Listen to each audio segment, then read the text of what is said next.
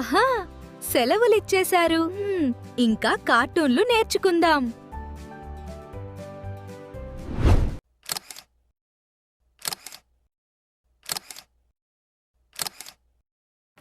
మా నవ్వుల గ్యారంటీ ప్రేక్షకులకు సుస్వాగతం.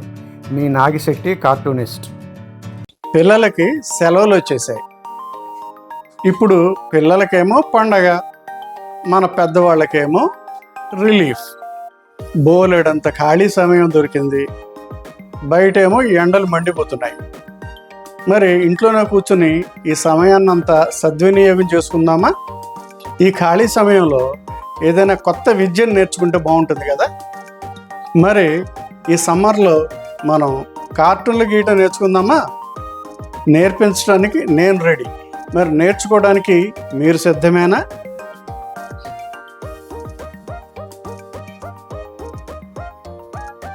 ఏ కళకైనా బేసిక్స్ అనేటువంటి ప్రధానం. మనం గనుక బేసిక్స్లో తరోగా ఉన్నట్లయితే మంచి కళాకారులుగా రాణించవచ్చు. కార్టూన్లు వేయడానికి అద్భుతమైన డ్రాయింగ్ స్కిల్స్ ఏం అవసరం లేదు. కాస్త డ్రాయింగ్ గీయటం వస్తే చాలు. అసలు కార్టూన్ అంటే ఏమిటి? ఒక చిన్న బొమ్మ, ఒక క్యాప్షన్, అంతే. ఈ రెండూ కలిపి ఎదుటివారి ముఖం మీద చిరునవ్వు పూయించడమే కార్టూన్. మీలో ఉత్సాహం, పట్టుదల, కాస్త సమయం ఉంటే చాలు, మీరు మంచి కార్టూనిస్ట్ అయిపోవచ్చు. ఇంకెందుకు ఆలస్యం? పెన్సిల్ తీయండి, రెడీ అయిపోండి. మా నవ్వుల గ్యారంటీ యూట్యూబ్ ఛానల్ ని లైక్ చేయండి, షేర్ చేయండి, సబ్స్క్రైబ్ చేయండి. మీ నాగిశెట్టి కార్టూనిస్ట్. బేసిక్స్ అన్నాం కదా, ఇవే బేసిక్స్ అంటే. కార్టూను, డ్రాయింగు, పెయింటింగు, క్యారికేచరు, ఇలాంటి వాటి అన్నిటికీ బేసిక్స్ అంటే ఇలా గీతలు గీస్తూ ప్రాక్టీస్ చేయాలన్నమాట. నిలువుగా, అడ్డంగా, మూలగా, ఇలా మీకు వీలైనన్నిసార్లు ఈ గీతలను వేస్తూ ప్రాక్టీస్ చేయాలి. మీరు ఎన్నిసార్లు వేయగలిగితే అంత మంచిది. ఇందాక స్ట్రెయిట్ లైన్స్ ప్రాక్టీస్ చేయడం నేర్చుకున్నాం కదా, ఇప్పుడు కర్వ్స్ ప్రాక్టీస్ చేద్దాం. కార్టూన్లలో ప్రముఖ పాత్ర వహిస్తాయి ఈ కర్వ్స్. ఏ పాత్ర గీయాలన్నా కూడా ఇలా మనం కర్వ్స్తోనే గీస్తామన్నమాట. తరువాత బేసిక్ షేప్స్ అంటే సర్కిల్, ట్రయాంగిల్, స్క్వేర్, ఇలా వివిధ షేప్స్ అన్నమాట. ఇవి ప్రతి కార్టూన్ని సంపూర్ణంగా తీర్చిదిద్దుతాయి.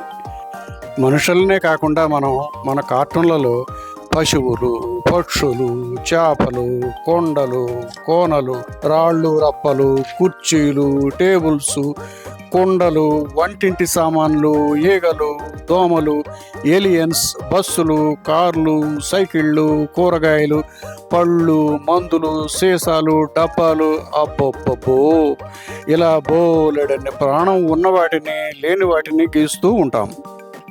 మనం ఇంతకుముందు బేసిక్స్ గురించి మాట్లాడుకున్నాం కదా. అందులో నిలువు గీతలు, అడ్డ గీతలు, మూలగా, వంకర గీతలు ప్రాక్టీస్ చేయడం గురించి మాట్లాడుకున్నాం. మనం కార్టూన్ గీసేటప్పుడు ఈ గీతలే మనం ప్రతి చోట వాడతాం అన్నమాట. ఉదాహరణకి మనం ఒక కుర్చీ వేయాలనుకోండి, చాలా సింపుల్గా వేయడం అనేది ఒకసారి చూద్దాం. ఇది చూడండి, ఇది ఎంత, ఈ నంబర్ ఎంతో చాలా కష్టం తెలుసుకోవడం. ఈ నంబర్ ఎంతో చెప్పడం అనేది ఒకసారి అయినా కూడా చెప్పండి. వెరీ గుడ్, చెప్పేసరే. 4. ఈ 4 అనేది ఇది కుర్చీ. కుర్చీ ఎలా అయింది అంటారా? చూద్దాం. 1 2 3 అలా ఊరికే సరదాగా అలా అనుకుంటూ గీసేయండి. కుర్చీ అయిందా? ఇప్పుడు 4ని కుర్చీ చేసాం. ఇప్పుడు ఈ కుర్చీలో ఎవరినైనా కూర్చోబెడదామా? కుర్చీలో కూర్చోబెట్టడానికి ఎప్పుడు కూడా గుర్తుంచుకోండి, కార్టూన్లలో ఇది అవుట్లైన్ అంటాం. This is called outline. Outline వేసుకోకుండా ఎప్పుడు మనం బొమ్మలు వేయకూడదు. ఇందులో మరో విషయం ఏంటంటే, కుర్చీ వేసిన తర్వాత మనిషిని వేయొచ్చు, మనిషిని వేసిన తర్వాత కుర్చీ కూడా వేయొచ్చు. మన కన్వీనియన్స్ బట్టి వేసుకుంటూ ఉంటాం అన్నమాట. ఇప్పుడు ఇక్కడ మనం చక్కగా చూస్తూ ఉండండి. అంతకుముందు గీసాం కదా స్ట్రైట్ లైన్స్, ఇది ఒక సర్కిల్, ఇది ఒక కర్వ్. ఇవన్నీ కర్వ్స్ కింద వస్తాయి మనకి. ఇక్కడి నుంచి కాళ్ళు మొదలైనవి. ఇప్పుడు చూడండి, చెయ్యి తీసుకున్న, కాళ్ళు తీసుకున్న, ఏది కూడా మీకు ఈ కర్వ్స్ లోనే వస్తుంది, స్ట్రైట్ లైన్స్ లోనే వస్తుంది. ఇప్పుడు చక్కగా అయ్యగారు ఇలా కూర్చున్నారు అనమాట. ఇప్పుడు మనం కూర్చున్నారు కదా, దీన్ని మనం కొంచెం బ్లాక్ చేసుకుందాం.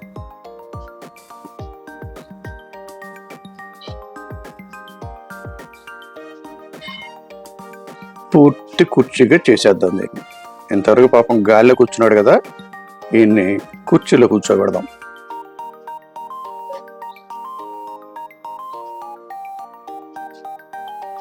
ఈ మనిషి బొమ్మ వేసేటప్పుడు మీరు జనరల్గా నుదుటి నుంచి మొదలు పెట్టినట్లయితే అది కొంచెం బాగా వస్తుంది. ఎక్కువ మంది ఇలాగే వేస్తారు. ఈయన్ని నవ్విద్దాం పాపం.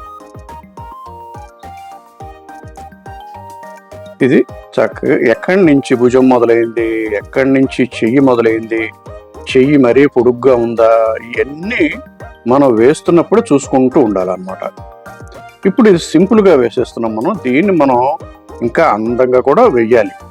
ఇది మనం నేర్చుకోవడానికే కాబట్టి ఊరికే ఇలా చూపిస్తున్నాం. ఇది కాలు, కాలు కూడా సింపుల్గా వేసాను. ఇలాగే వెయ్యాలని ఏం లేదు, ఎవరికి ఇష్టం వచ్చినట్టు వాళ్ళు వేయచ్చు. ఇప్పుడు చూడండి, 4 కుర్చీ అయ్యింది. కుర్చీలో వచ్చి సార్ కూర్చున్నారు. అంత సింపుల్గా వేసాం. ఇందులో వేసిన గీతలను కనుక మీరు పరీక్షించినట్లయితే మనం అంతకుముందు ప్రాక్టీస్ చేసిన గీతలే ఇవి, ప్రత్యేకంగా వేరే మనం ఏమి వేయడం లేదు. అలాగే ఇప్పుడు మనం ఇందాక సర్కిల్స్ నేర్చుకున్నాం కదా, ఒక సర్కిల్ వేయండి. సర్కిల్ ముందు లైట్గా వేయండి, తర్వాత దాన్నే మనం థిక్గా వేసుకుంటాం. దీన్నే తర్వాత పెన్నుతో, నల్లటి ఇంకు ఉన్నటువంటి పెన్నుతో మళ్ళీ వేసుకుంటాం. ఈ సర్కిల్ మనం కొన్ని వందల రకాల బొమ్మలకు ఉపయోగించుకోవచ్చు. ముఖ్యంగా మనం చూడండి, ఇది అందరూ వేసేదే, ఎవరు వేయాలని ఇలాగే వేస్తారు. వీళ్ళని కూడా నవ్వేద్దాం, ఎందుకంటే మనం కార్టూన్ వేసేది నవ్వించడానికి కదా. ఇది మొట్టమొదటిగా వేసేటువంటి ఒక ఎక్స్ప్రెషన్ అన్నమాట, నవ్వడం అనేది. అదే 0 తీసుకుందాం. 0ని మళ్ళీ గట్టిగా వేసేద్దాం. ఇప్పుడు ఈ 0లో అదే చుక్క, అదే కనుబొమ్మలు, అదే ముక్కు. చూడండి, ఒక్కసారి ఆ నోరు పైది కిందకి తిప్పితే పాపం బాధపడుతున్నట్టు వచ్చాడు. మనం మార్చింది ఏమీ లేదు, చాలా సింపుల్గా ఒక్క గీత మాత్రమే మార్చాం. ఇంకో 0 చూడదాం.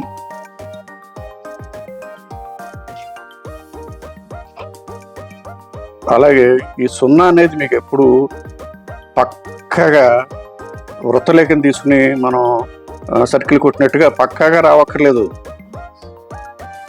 అలాగే ఇంకోటి చూద్దాం.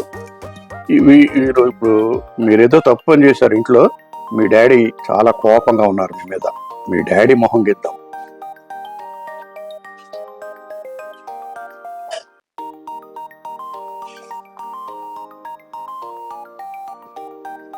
చాలా కోపంగా ఉన్నారు, పళ్ళన్నీ బిగబెట్టి, కనుబొమ్మలు ఎగరేసి, ఏరా నీకంత తిండి పెట్టి మేపుతుంటే నువ్వు తెచ్చుకునే మార్కులు ఇవే అని చెప్పి మిమ్మల్ని తిడుతున్నట్టుంది కదా. అలాగే ఈ సర్కిల్ని కనుక ఉపయోగించినట్లయితే ఇలా బోల్డ్ అయిన ఎక్స్ప్రెషన్స్ ఉంటాయి కదా, మీరు అన్ని రకాల ఎక్స్ప్రెషన్స్ మనం మెల్లిమెల్లిగా గీసుకుంటూ వెళ్దాం. ఇప్పుడు ఇదంతా కూడా మనం కెమెరాకి ఫేస్ చేసి ఉంది మొహం. అలాగే ఇంకో సర్కిల్ గీద్దాం. మీరు గీసేటప్పుడు మాత్రం చక్కగా అబ్జర్వ్ చేయండి, ప్రతి గీత అబ్జర్వ్ చేయండి, అలాగే గీయడానికి మీరు ప్రయత్నించండి. ఇప్పుడు ఇదే మొహం పక్కకు ఉందన్నమాట. పక్కకు ఉన్నప్పుడు ఏం చేస్తాం, ముక్కు, కనుబొమ్మ, కన్ను, నోరు, సుమారుగా మధ్యలోకి వస్తుంది మన చెవి. ఇప్పుడు మీకు కావాలంటే మీరు దీనికి జుట్టు వేసుకోండి, మీకు కావాలంటే మీరు దీనికి జుట్టు వేసుకోండి, గడ్డాలు పెట్టుకోండి, మీసాలు పెట్టుకోండి, ఏమన్నా చేసుకోండి. జుట్టు వేద్దామా? జుట్టు ఎప్పుడు కూడా నల్లగా ఉండకుండా ఇలా చక్కగా వెంట్రుకలు సపరేట్గా ఉండేట్టుగా వేసినట్లయితే అది చాలా న్యాచురల్గా ఉంటుందన్నమాట.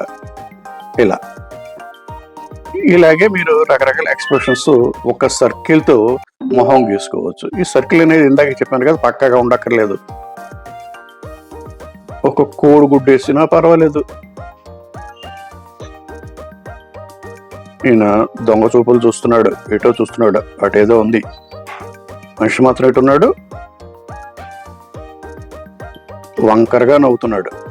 చెవులు కూడా వేద్దామా? చెవులు కళ్ళకి ముక్కుకి మధ్యలో ఉంటుందన్నమాట. జుట్టు వేసేట్లయితే చెప్పాను కదా, వెంట్రుకలు చక్కగా మీరు పక్కకి ఇలా వేయండి, ఎప్పుడు న్యాచురల్గా ఉంటాయి. ఇప్పుడు నేను చెప్పే గనక మీరు పాటించినట్లయితే మీరు కార్టూనిస్ట్ అవరు, మంచి కార్టూనిస్ట్ అవుతారు. మన ఎయిమ్ ఎప్పుడు కూడా అందరిలాగా ఉండకుండా మనకంటూ ఒక స్పెషాలిటీ ఉండాలి. మనం ఈరోజు బేసిక్స్ గురించి తెలుసుకున్నాం. అంటే జస్ట్ ఇది ఒక ఇంట్రడక్షన్ పార్ట్ అన్నమాట. మనం రేపటి నుంచి మరింత డీప్గా వీటి గురించి తెలుసుకుందాం. ఇక్కడ చూశారు కదా, ఇలా డీటెయిల్డ్గా మనం కార్టూన్లు వేయడం అనేటువంటిది మనం ప్రాక్టీస్ ద్వారా వస్తుంది.